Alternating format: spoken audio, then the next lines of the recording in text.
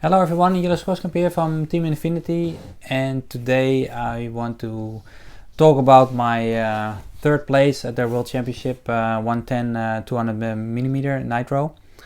And I got my car here, I got my trophy here, and I just want to show you my car and my setup, and I want to just show you a bit more detail about how I came to this setup of the car.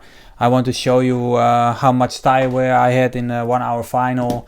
How about my strategy for how I managed it, the 1 hour final. If you have seen the final, it was a nice fight with Tadehiko and also with Dominic, and was on the end only a couple of seconds behind. I think the pace was really good. I think the strategy to change one side was a good strategy because the balance was really good from the car. Tire wear was not low. Normally on a high traction track the tire wear is low, but this was still we had to change tires, so we choose to change one side.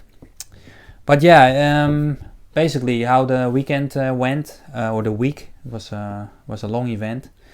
From practice on, I kind of settled with the setup I found also in practice before the event, and I didn't want to change too many things. We had some new parts for the car, and I tried a few parts. A few I liked, some are doubtable in the sense of with this track condition it was difficult to understand the new parts, so I settled with some of the standard parts on the i15 just to be sure and to have a stable car, and just also the consistent car.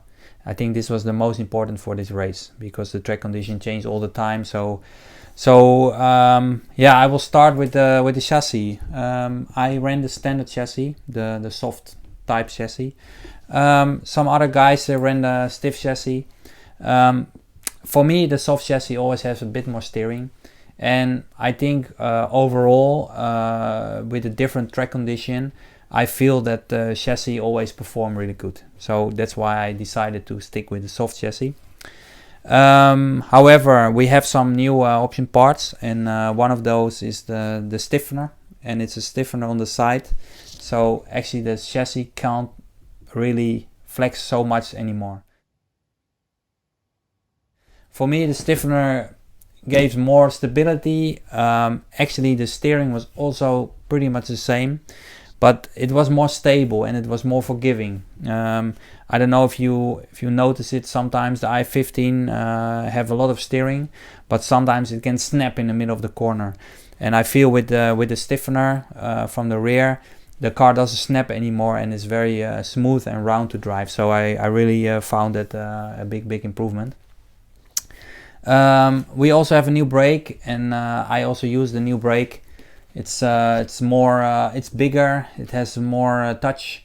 The brake disc itself is a little bit thicker, and actually from the whole week I didn't even have to trim the brake to get more brake, so it was really consistent, good brake, and it's super safe. Don't have any trouble with it, so that made the car also really good because this track had a lot of braking points. So I'm very happy with the brake too.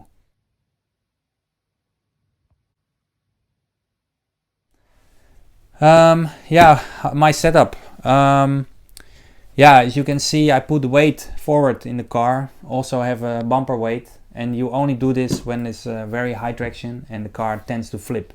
So you move the weight more forward of the car, and the car gets more easy to drive and doesn't flip as fast.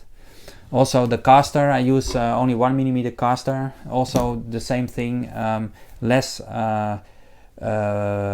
caster gives more smooth steering, and it also helps for not flipping.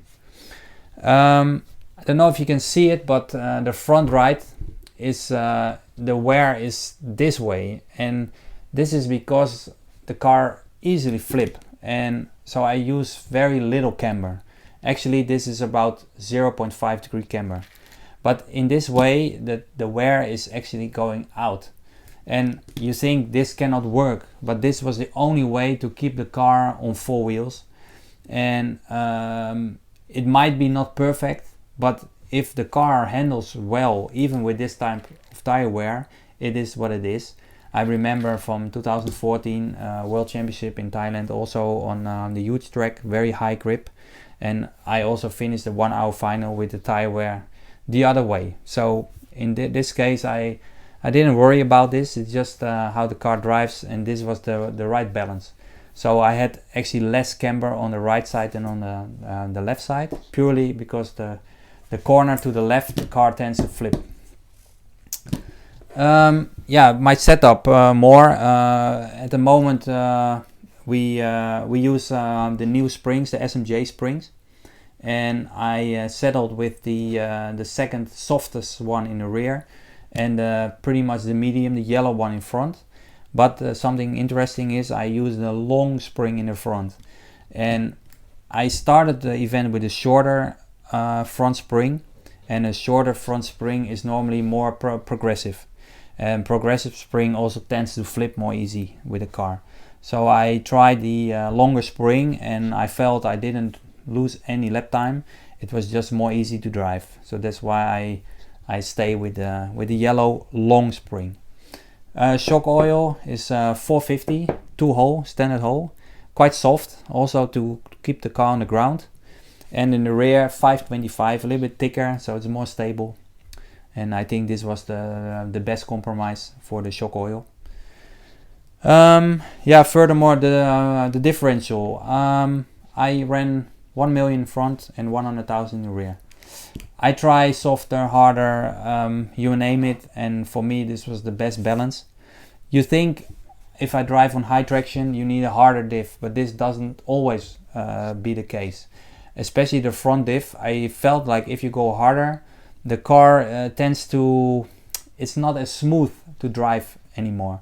So I settled with 1 million, and for me this worked really well.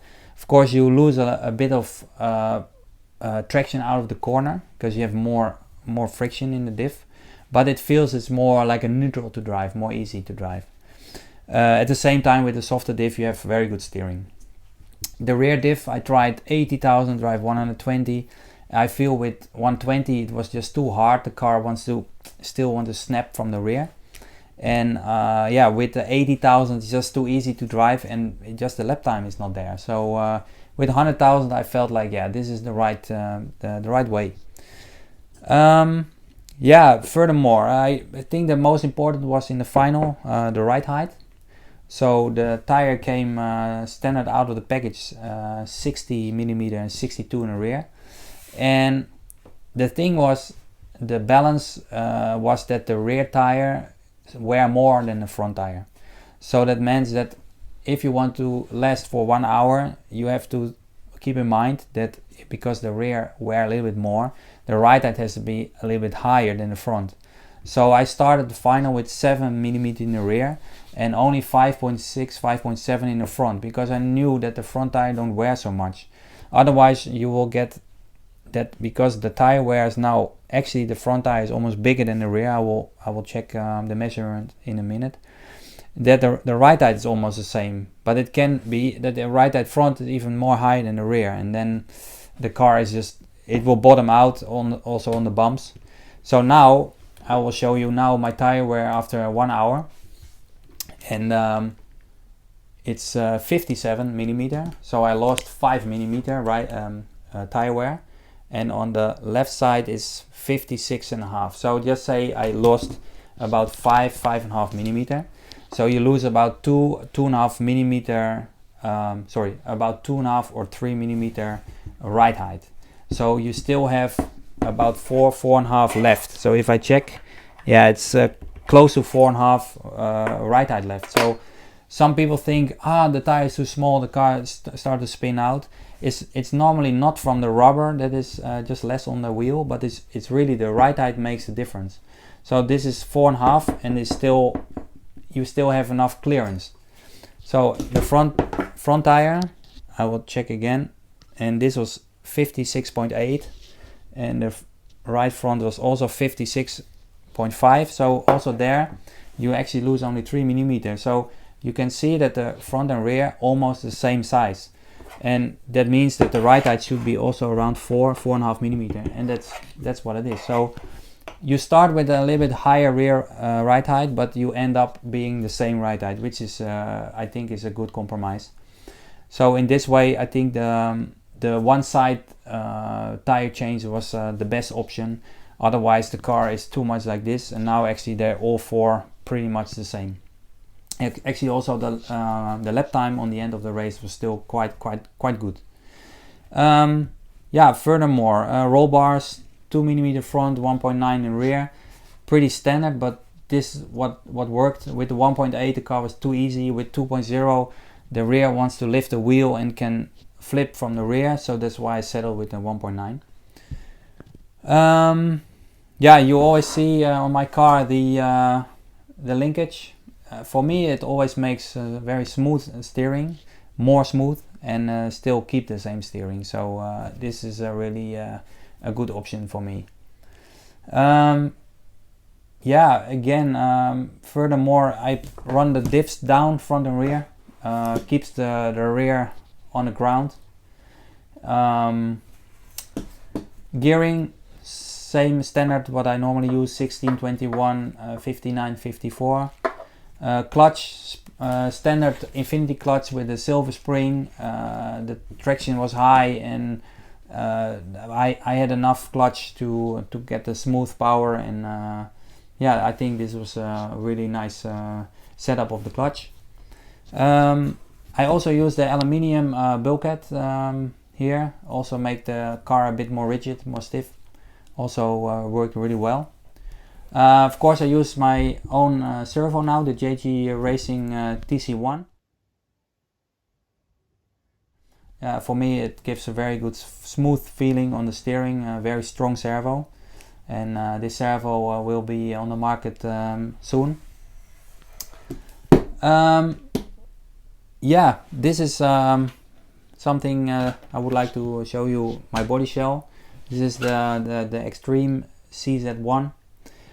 This is not a pre-cut. I tried a pre-cut in practice, felt really well, felt really good, but at one point I tried to move the body a little bit more forward to get more steering, and yeah, it was like that, click, you get better lap time, good feel.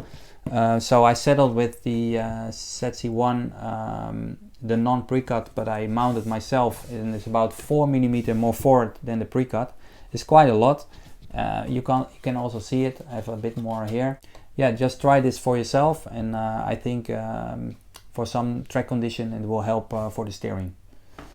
So again, it was a great race. I'm very happy with the podium finish, and I can say the car was just consistent all week. In practice I was in the top 3, in qualify top 3.